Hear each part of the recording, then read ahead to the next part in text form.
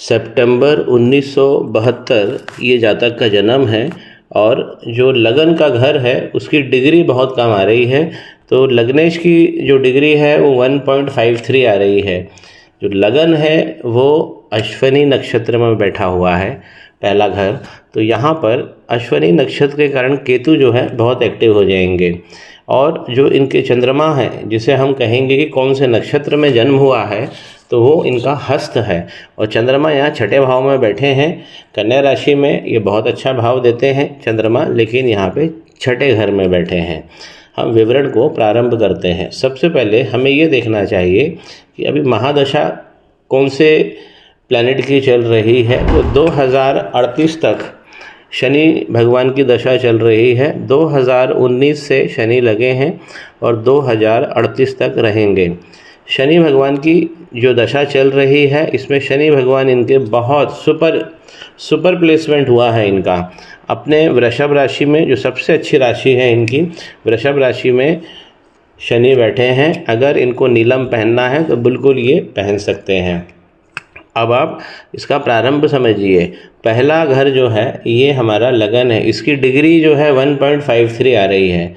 तो लग्नेश की जब डिग्री कम होती है, अंशबल कम हो जाता है पहले घर का, तो इसमें हमारी जो जीवन की जो प्रस्तुति है वो प्रभावित होती है और अच्छे योग मिलने में विलंब होता है।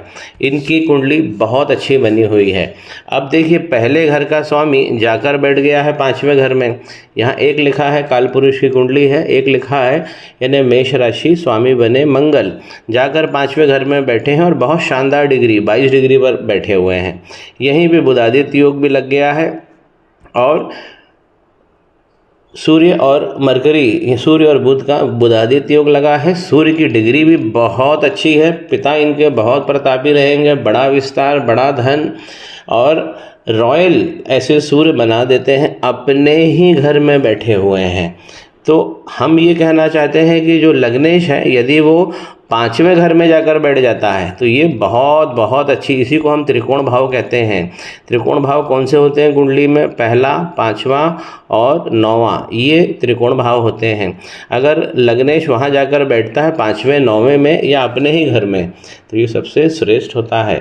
तो मंगल इनको हमेशा डेयरिंग बनाएंगे, बड़े बड़े रिस्क भी ये लेंगे, भूमिपति भी बनाएंगे और संबंधों को प्रस्तुति इनकी अच्छी रखेंगे। इनको पहला जो लग्नेश का घर है, इसकी डिग्री कम आ रही है, यही सबसे बड़ा इनकी दिक्कत है। अब देखिए कि पहला घर का स्वामी बहुत अच्छी कुंडली है, देखते जाइए। पहले घर का स्वामी पांचवें में बैठा है। इनके लाभेश क्या कर रहे हैं? ये लाभ का घर है। लाभ का मतलब प्रॉफिटेबल इवेंट्स, जहां हमें फ़ायदा होता है, जहां हमें अच्छे लग्न शगुन मिलते हैं। देखिए, शनि भगवान का घर है, कुंभ राशि, 11 लिखा हुआ है। और जाकर जो शनि भगवान है वो जाकर कहाँ बैठे हुए हैं? दूसरे घर में, यानी कि धन के घर में। तो लाभेश का धन में जाना ये तो बहुत ही सुंदर होता है। जैसा मैंने बताया कि लग्नेश जो है वो पांचवें घर में बैठे हैं, लाभेश जो है वो जाकर दूसरे घर में बैठे हैं। धन का स्वामी ये देखिए 2 लिखा हुआ है, यहाँ शनि भगवान बैठे हैं वृषभ राशि में, बहुत अच्छा भाव देंगे। अपने योग, अपनी किस्मत, आपको फक्र होता जाएगा। और अभी तो दशा चल गई है शनि भगवान की 2019 से, तो 2019 से 2038 तक आपका एक गोल्डन पीरियड रहने वाला है। अब देखिए, इस घर का स्वामी यानी धन का स्वामी, यहाँ 2 लिखा है, तो यहाँ वृषभ राशि बनी और इसके स्वामी बने शुक्र, जाकर सुख के घर में बैठ गए हैं। प्लेसमेंट बहुत अच्छा हो गया है। एक बार हम फिर से समझते हैं। लग्नेश पांचवें घर में, लाभेश जो है वो धन के घर में, धन का स्वामी जो है वो सुख में आके बैठ गया है। तो ये बहुत अच्छी कुंडली बन गई है। जितने भी अच्छे भाव इनको मिलेंगे, जीवन में संवारना चाहिए, दूसरों की मदद करना चाहिए, क्योंकि आपका हाथ इतना तगड़ा रहेगा कि आप दूसरों की मदद एकदम भरपाई के साथ कर पाएंगे। बहुत मदद आपके हाथ से निकलेगी। अब इस कुंडली के अंदर कुंडली बहुत अच्छी बैलेंस बनी है। जो सुख का स्वामी है यानी धनेश कौन हुआ? दूसरे घर का स्वामी, जाकर कहाँ बैठा है? चौथे घर में। चौथे घर में ये चंद्रमा की राशि है। अब यहाँ पर केवल 8 डिग्री है, तो इनके शुक्र कमज़ोर हो गए हैं। साथ में केतु और मंगल सूर्य अगल बगल बैठे हुए हैं, इस घर के अगल बगल केतु सूर्य मंगल बैठ गए हैं, तो इसमें पाप कर्तरी योग लग गया है। तो इनको ओपल धारण कर लेना चाहिए ताकि इनका शुक्र मजबूत बना रहे। एक इनका उपाय हो गया है। अब इनका जो सवाल है वो है हेल्थ, होम और फाइनेंस को लेके। तो हेल्थ के लिए हम दूसरा घर भी देखते हैं, चौथा घर भी देखते हैं और 7वां घर 10वां घर भी देखते हैं। 10वां घर जो है, जो इनके कर्म का है, ये भी शनि भगवान का है। कर्मेश जाकर 10 और 11 जो है, ये लाभ जिस प्रकार, ये लाभेश जिस प्रकार शनि भगवान बन के दूसरे घर में बैठे हैं, उसी प्रकार कर्म भी शनि भगवान का घर है और जाकर धन के घर में बैठ गए हैं। तो इनके हाथ में धन की जो चाल रहेगी वो तगड़ी रहने वाली है।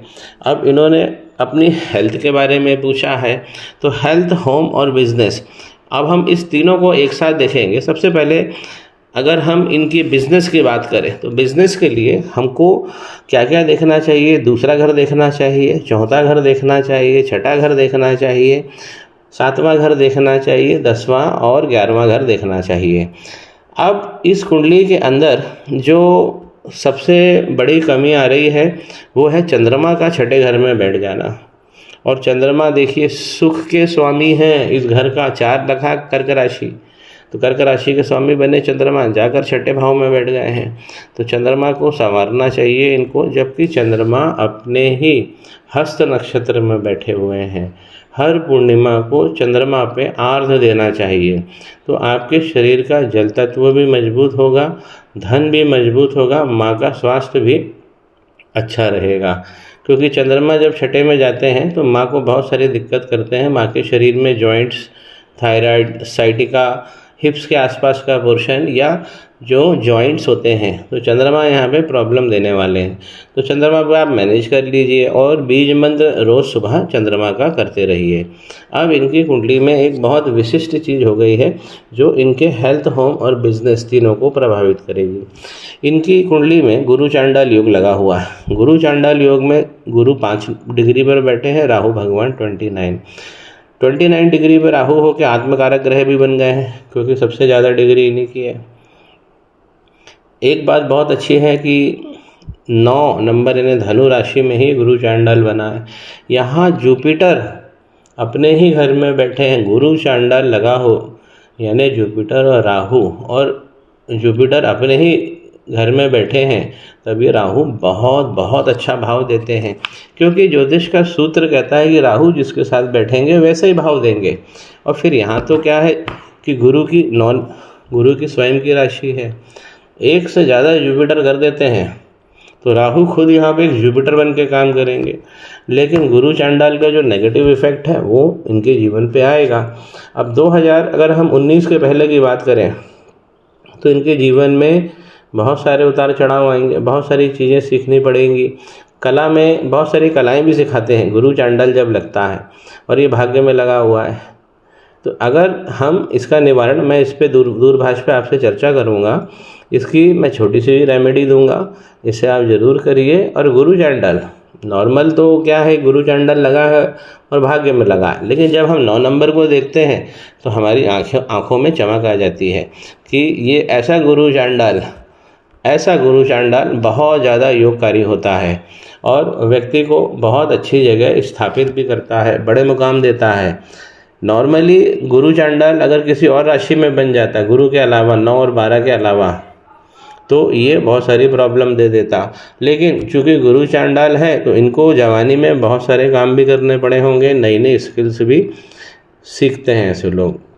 ऐसे लोग कई सारे काम एक साथ लेके चलते हैं और सब में ऐसे लोग प्रवीणता हासिल भी करते हैं। ओवरऑल इनकी कुंडली बहुत अच्छी जा रही है।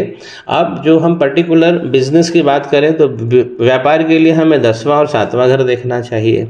तो 7वां घर जो इनकी पत्नी का भी है, पब्लिक रिलेशन का भी है, समाज में स्थापना का भी घर है, उसके स्वामी शुक्र जाकर सुख में बैठे हैं। बहुत बहुत अच्छी स्थिति बन गई है। कर्म का स्वामी जो है, देखिए ये यहाँ पर लाभ में बैठा है। तो एक साथ इनकी कुंडली में बहुत अच्छी चीज़ें घटित हो रही हैं और इनको वो चीज़ें आगे बढ़कर लेते हुए चलना चाहिए। इनकी कुंडली में सब कुछ अच्छा है, केवल इनको ओपल पहनना चाहिए क्योंकि यहाँ पे शुक्र की डिग्री कम है। चंद्रमा का काम चंद्रमा पे करना चाहिए हर पूर्णिमा को। गुरु चांडाल पे मैं आपसे बात करूँगा कि सूर्य बहुत अच्छे हैं, मंगल बहुत अच्छे हैं। हाँ, ये जरूर है कि मंगल, सूर्य और केतु जो है सुख को डैमेज करेंगे। इनकी पत्नी बहुत अच्छी रहने वाली है, संतान का सुख इनको बहुत अच्छा मिलने वाला है। संतान के घर की बात करें तो ये संतान का घर है, प्रेम का घर है। यहाँ पे सूर्य 23 डिग्री पर अपने ही घर में बैठे हैं, यशस्वी संतान होंगी, सृष्टि का संचालन भी करेंगी। इनको अपने होम फाइनेंस को बढ़ावा देने के लिए चंद्रमा, गुरु चांडाल और शुक्र पे काम करना चाहिए, अति लाभ मिलेगा।